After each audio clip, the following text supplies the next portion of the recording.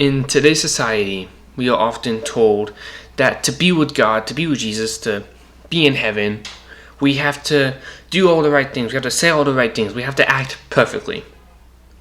But the reality is much different. See, there's really only one thing we have to do to be with God.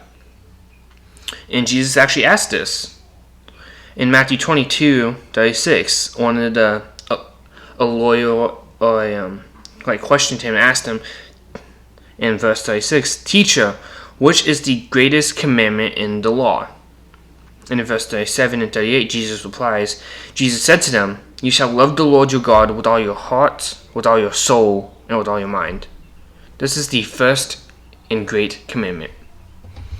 Right? So whenever Jesus asked, hey, what's the most important thing we have to do? Is it like reading? Is it fasting? Is it going to church? Jesus says no. It's just loving God. And I feel like we can forget that so often, especially as we become more experienced in faith.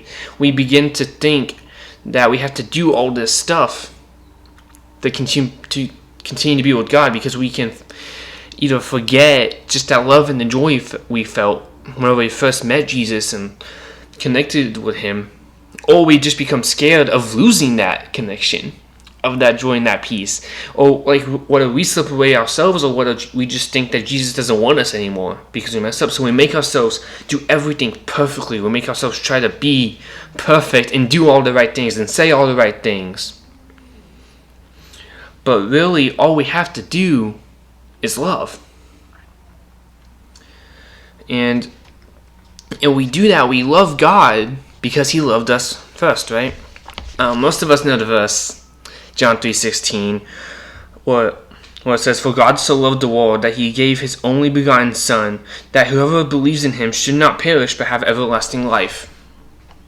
And something I always find interesting about that verse, it doesn't say God loved us because we went to church. It doesn't say God loved us because we read our Bibles. It doesn't say God loved us because we fasted for a week. No. It just says God loved us. He knew us before we were born. He was there to create us, and he made us in his image. He made us perfectly how he wanted us to be. So of course he's going to love us. Of course he loves us, because he created us. And so he just wants us to be with him, to love him, to connect with him. Right? And even if you look at it, the person who asked Jesus, like, what is the greatest commandment? He was one of the people that Jesus would say, forgot that you have to love God. And would say that they did so much to look perfect, they forgot what matters on the inside, which is the love that we have for Jesus, for God.